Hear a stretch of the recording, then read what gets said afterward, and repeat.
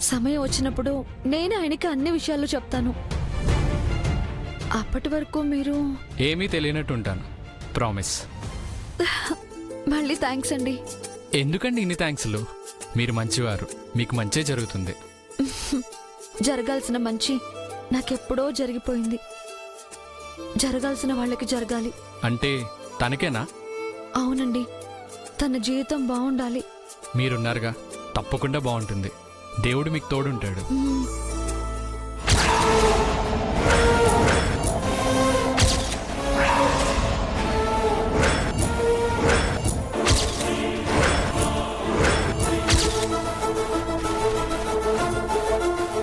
మీ ఇద్దరు మాట్లాడుకున్నది అది అది అది మరేం లేదురా, ఊరికే.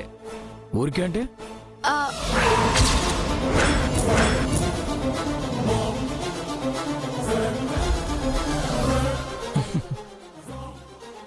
పర్వాలేదే. ఇప్పటి వరకు వాడి ముందు రావడానికి భయపడ్డావు. ఇప్పుడు ఏకంగా వాడితో మంచి చెట్లే మాట్లాడుతున్నావు. ఇదే రతనంటే పరిచయం కానంత వరకు పరాయిదానిలానే ఉంటుంది. ఒక్కసారి మాట్లాడితే చాలు, ఇక మాట్లాడుతూనే ఉంటుంది. వసపెట్టనుకో మంగ, వీడు కూడా నీలాగే పెద్ద భక్తుడు. ఆడపిల్లల్లా పూజలు, ప్రదర్శనలు, వ్రతాలు అవి ఇవి చేస్తూ ఉంటాడు. అమెరికాని వీడు అగరబత్తుల పొగతో ముంచేశాడు. అంత లేదులేరా. రేయ్, నీ సంగతి నాకు తెలీదారా? రేయ్, ఇదిగో ముందే చెప్తున్నాను, నీ పూజలేవో నువ్వు చేసుకో. కొత్త పూజలని అవని ఇవని మా ఆవిడికి చెప్పావో ఇప్పుడే నిన్ను యుఎస్ ఫ్లైట్ ఎక్కిచ్చేస్తానా. అసలే తను ప్రెగ్నెంట్ రా. ఈ ఉపాసాలు అవి చేయకూడదు. ఓ పెద్ద క్లాస్ తీసుకుంటున్నారు. అంతా మీలాగే దేవుడు లేడు, దయ్యం లేదు అంటారా ఏంటి? ఇప్పటికే అలాగే ఉంటున్నాడా? నువ్వు మారారా? తండ్రి కాబోతున్నావు, ఇప్పటికైనా నమ్మురా.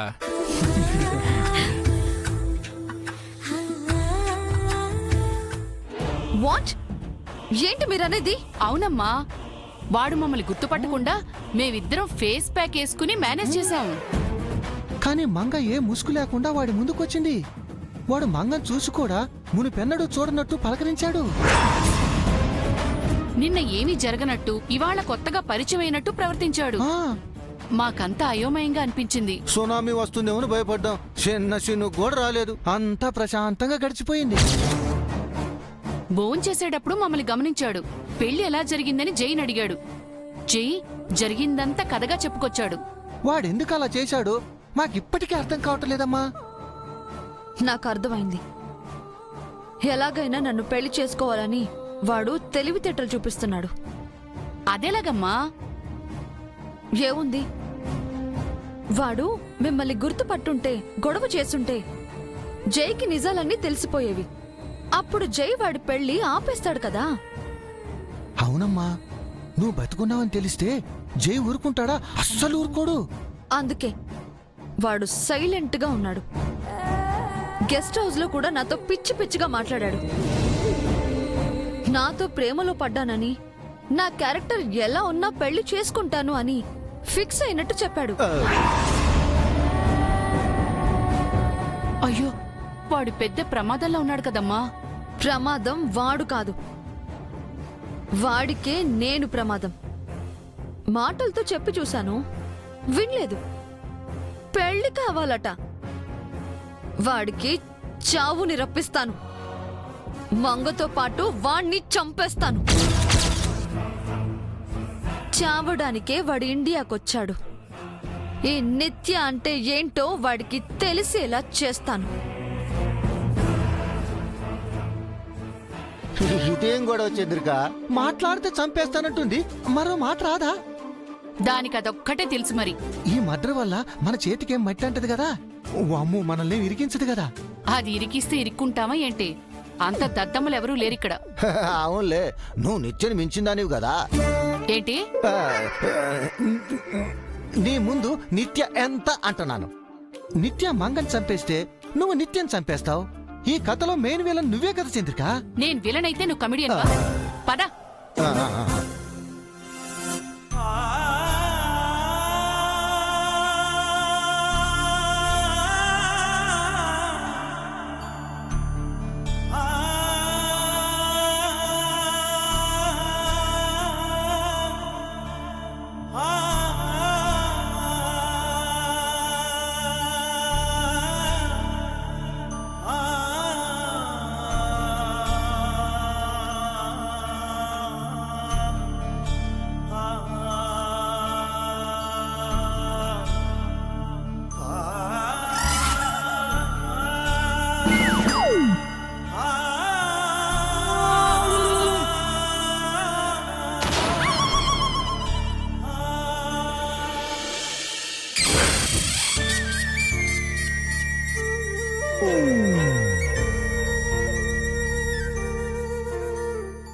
పిన్ని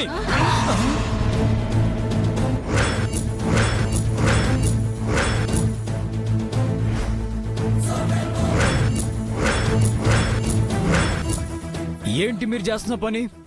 సీరియల్ చూస్తున్నాను నాన్న. వద్దు, అలాంటి ఏడుపులు చూడొద్దు. అవి చూస్తే మీలాగే మంగ కూడా ఏడుస్తుంది. మంగ ఏడిస్తే కడుపులో బేబీ ఏడుస్తుంది. నా బేబీ ఏడవకూడదు.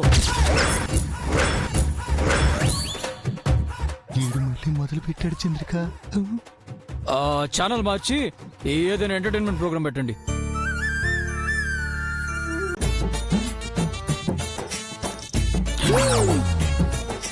అత్తయ్య, మళ్ళీ ఏమైందిరా? ఎంటర్టైన్మెంట్ ప్రోగ్రామ్ పెట్టాను కదా. అది డాన్స్ ప్రోగ్రామ్. ఆ డాన్సులు చూస్తే మంగకి డాన్స్ చేయాలనిపిస్తుంది.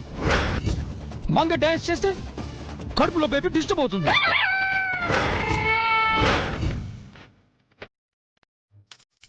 నువ్వు కూర్చో.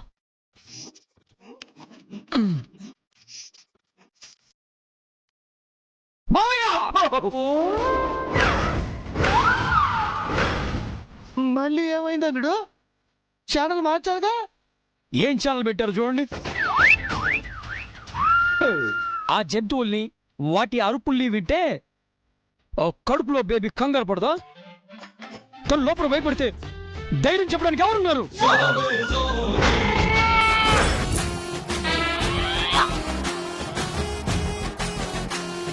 కడుపులోని బిడ్డకు ధైర్యం చెప్పడానికి సైన్యాన్ని పంపించమంటాడా ఏంటి?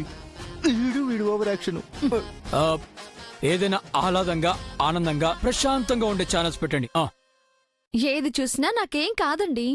కడుపులోని బిడ్డ కూడా ఏమీ కాదు. నీకేం తెలియదు, నువ్వు ఊరుకో. సరేరా, నీకేది కావాలో నువ్వే పెట్టరా.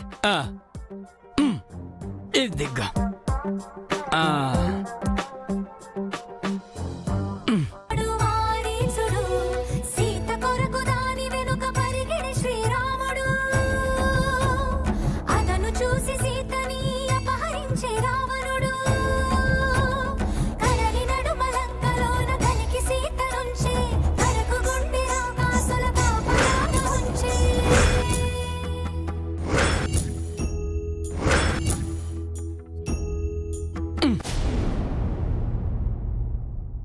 జేజీ, ప్రెగ్నెంట్ గా ఉన్న సీతను రాముడు ఎందుకు అడవులు పంపించాడు?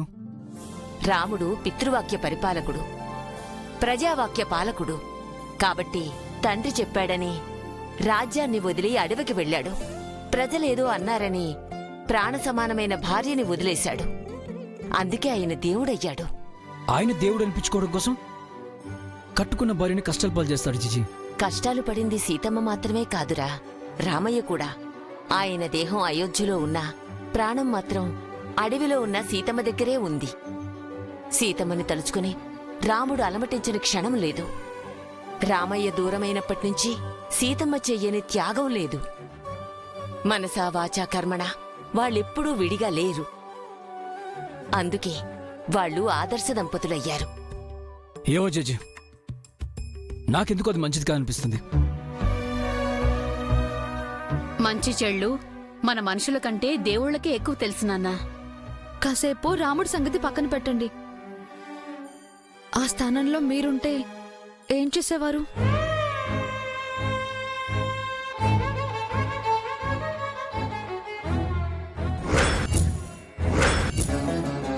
ఉదాహరణకి నా గురించి మీకు ఎవరైనా చెడుగా చెప్పారనుకోండి, లేదు నేనే ఏదో తప్పు చేసి అది మీకు చెప్పాననుకోండి, అప్పుడు మీరేం చేస్తారు?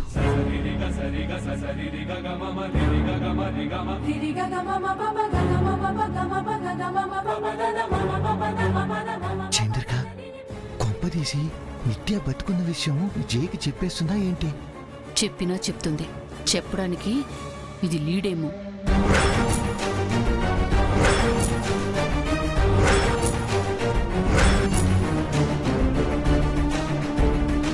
చెప్పండి, ఏం చేస్తారు? నీ గురించి ఎవరు చెడుగా చెప్తారమ్మా? నువ్వెందుకు తప్పు చేస్తావు? అలాంటి సందర్భం వస్తే ఆయన ఏం చేస్తారో అని అడుగుతున్నాను అత్తయ్య. అలాంటి ఇబ్బందులు రానివ్వద్దమ్మా. ఒకవేళ వస్తే అప్పుడు దేవుడు అవ్వాలని, దేవుడు అనిపించుకోవాలని నాకు లేదు మంగ.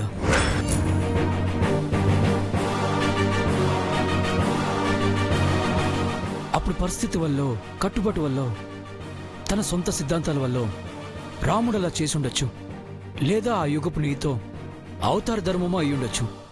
అదృష్టశాత్తు నాకు అలాంటి కట్టుబాట్లు, నియమాలు ఏవీ లేవు. నిన్ను ప్రేమించడానికి నాకు ఎలాంటి షరతులు లేవు. నాది అన్కండిషనల్ లవ్.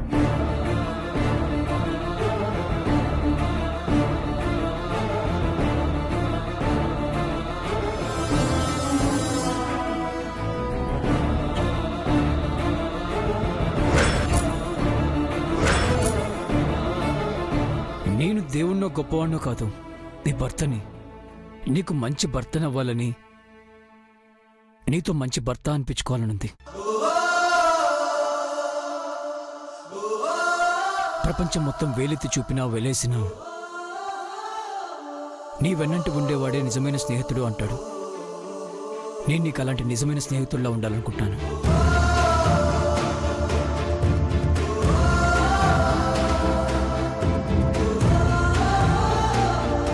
నీ మెళ్ళో వేసిన ఈ 3 ముళ్లకు అర్థం నాకు తెలీదు. కానీ మొదటి ముడి వేస్తున్నప్పుడు నిన్ను ప్రేమిస్తున్నానని, రెండో ముడి నిన్ను నమ్ముతున్నానని, మూడో ముడి నీ గౌరవం కాపాడుతానని వేశాను. ప్రేమ, నమ్మకం, గౌరవం అనే 3 ముళ్లతోనే మన 2 జీవితాలు ముడిపడ్డాయని నేను నమ్ముతున్నాను. నీపై ప్రేమ లేనప్పుడు, నమ్మకం పోయినప్పుడు, నీ గౌరవం కాపాడలేనప్పుడే ఆ 3 ముళ్ళు విడిపోతాయి. మనం విడిపోతాం.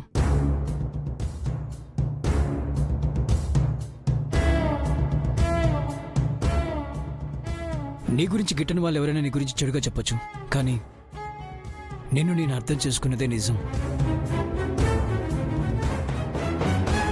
నువ్వు ఏదైనా తప్పు చేసి ఉండొచ్చు, కానీ అంత మాత్రాన నిన్ను వదలలేను. ఆ తప్పు చేయడానికి వెనుకున్న కారణాన్ని తెలుసుకుంటాను. నువ్వు మంచిదానిమైనప్పుడు నువ్వేం చేసినా దానికి ఒక మంచి కారణం ఉంటుంది. అది నిజంగా తప్పైతే నీతో కలిసి శిక్షణ అనుభవిస్తాను తప్పితే నిన్ను ఒంటరిని చేయను.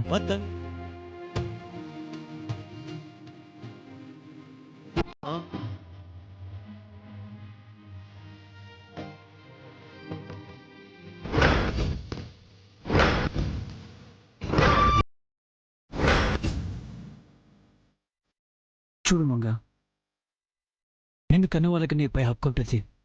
నిన్ను కట్టుకునేవాడిగా నాకు ఆ హక్కుతో పాటు బాధ్యత, స్వార్థం కూడా ఉంది.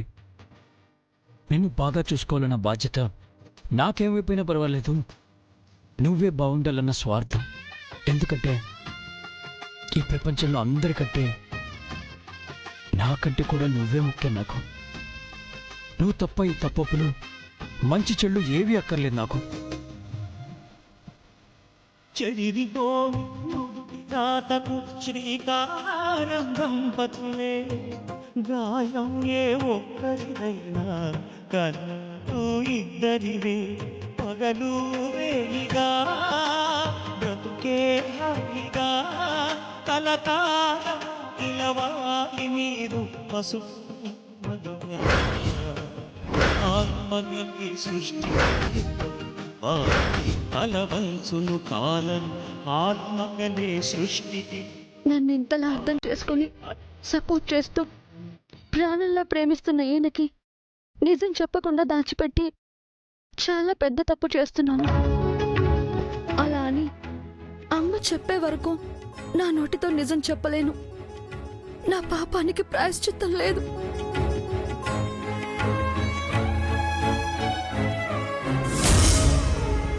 ఏ ఎందుకు ఏడుస్తున్నావు? ఏం లేదండి. ఏం లేదంటావేంటి? ఏం లేకుండా కన్నీళ్ళు ఎలా వస్తాయి? ఎందుకమ్మా బాధపడతావు? జై చాలా మంచివాడు. నువ్వంటే ప్రాణం వాడికి. నిన్నెప్పటికీ వదిలేయడు. జైన్ ఎప్పుడు మేమిలా చూడలేదమ్మా. నీ వల్లే తనిలా మారాడు. జైని పొందటం నీ అదృష్టమనాలో, లేక నీలాంటి భార్యని పొందటం జై అదృష్టమనాలో తెలియటం లేదు. నేనే అదృష్టవంతురాలనత్తయ్యా. పూజ చేస్తే దేవుడు వరాలిస్తాడు, కానీ నాకు దేవుడే వరుడయ్యాడు. ఇలాంటి భర్త ఏ ఆడపిల్లకి దొరకడు. అవునమ్మా, మా స్వప్నకు దక్కాల్సిన అదృష్టం నీకు దక్కింది. మంగ మాత్రం మన అమ్మాయి కాదటండి. ఆ, ఆ. జైని ఏ అమ్మాయి కట్టుకున్నా అదృష్టవంతురాలే. నా మేనల్లుడు గొప్పతనం అది.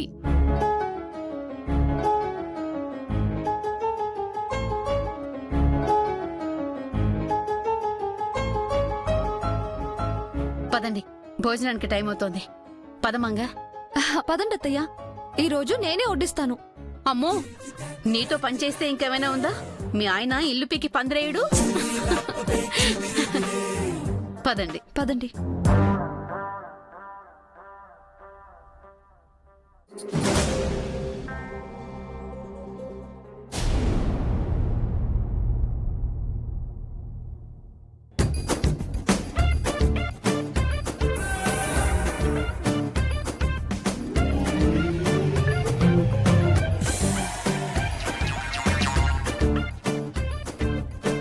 ఏరాచారి, ఎప్పుడు ఫైల్స్ తో వచ్చాడు, ఇప్పుడు బ్యాగుతో వచ్చావేంటి?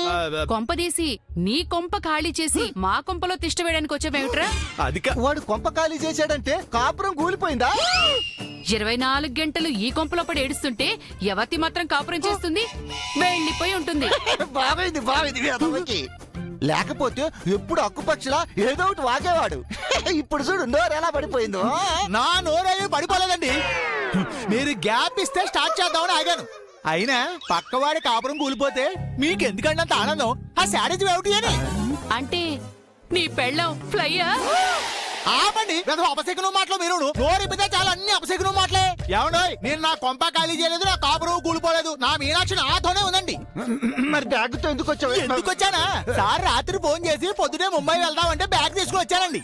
ముంబైకి వెళ్తున్నారా? అవును మేడం. అవును మంగ, నేను చారి ముంబై వెళ్తున్నాం. అక్కడ బిజినెస్ మీటింగ్ ఉంది. అదేంటండి, రాత్రి నాతో ఒక్క మాట కూడా చెప్పలేదు. ఇది బిజినెస్ ట్రిప్ మంగ. ఆఫీస్ విషయాలు నేను ఇంట్లో మాట్లాడని నీకు తెలుసు కదా. అయినా సరే అంత దూరం వెళ్తున్నారు. ఎంత దూరం?